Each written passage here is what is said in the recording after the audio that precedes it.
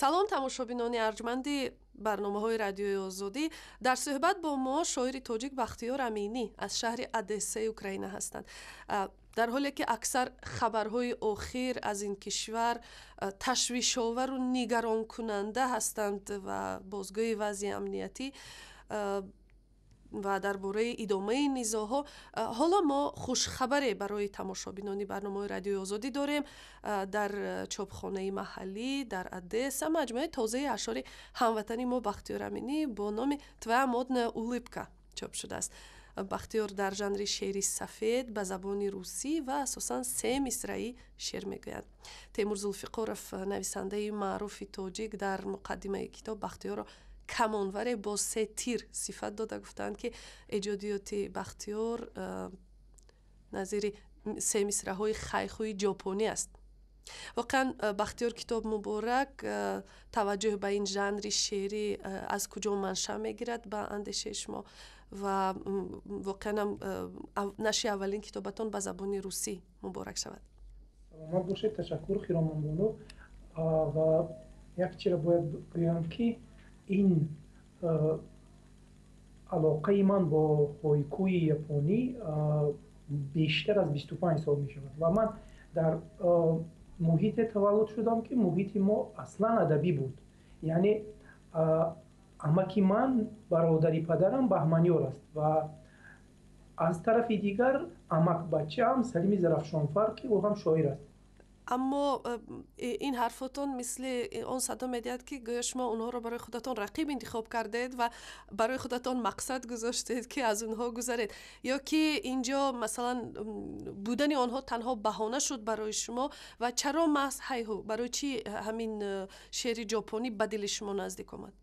барои он ки ман танҳо дар ҳамин се мисра, ман аслан дар зиндагӣ минималист ҳастам, яъне ки мехоҳам ки дар ҳамин як чизи кам чизи бисёрро ғунҷонда тавонам ва ҳамин шояд ки минимализм буд ки ман ба ҳайкӯ овардам ва аслан ҳайкӯ ин як жанри серистифодатарини шеъри дунё ҳаст.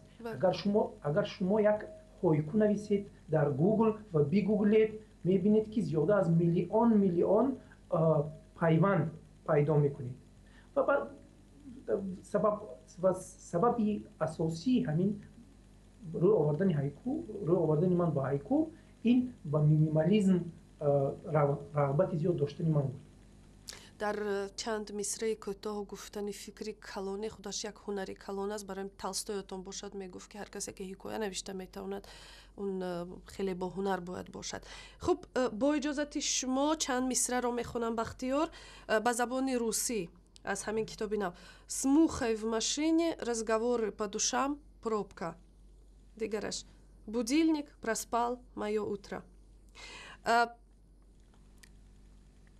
ба шумо садҳо бор шояд муроҷиат карданд ки чаро русӣ шеър мегӯед, аммо вақте ин гуна мисраҳоро мебинед, фикр мекунам ки рӯҳия ё ҳамзамонии эҳсоси вақту ҳолату зиндагиро ба тоҷикӣ ки бештар забони шеъраш лирикист гуфтанаш сахт бошад. забони русӣ ба ҳамин хотир интихоб шудааст?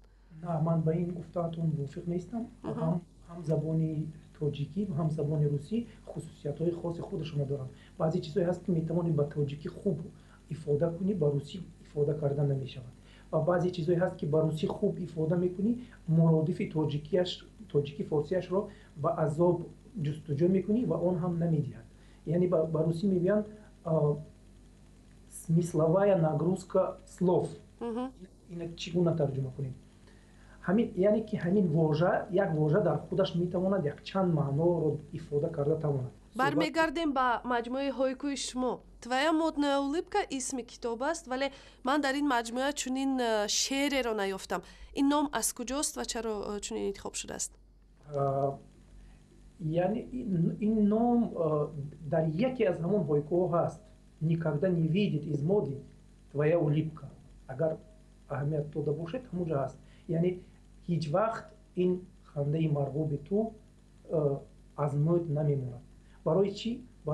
барои аз ҳамин ҳойкӯ ман ин номро интихоб кардам ва боз як ҷиҳати дигараш ҳам буд ки барои хонандаҳо ҷазобтар шавад. پس برای خودتون عزیزترین یا پرقیمتترین مصرع‌های این مجموعه کدامند؟ برای من زیاد هستند اونجا. مثلا فروختیم خانه بابایی رو، خاطره ها یتیم مونده. продали старый отчий дом, память осиротела.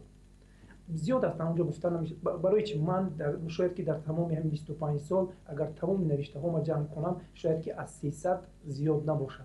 اگر در این 25 سال اینا تقسیم کنید میبینید که یک ماه و یک تا شعر همون هم 3 مصرع، همون 3 مصرع هم میشود یا 14 یا 15 واژه.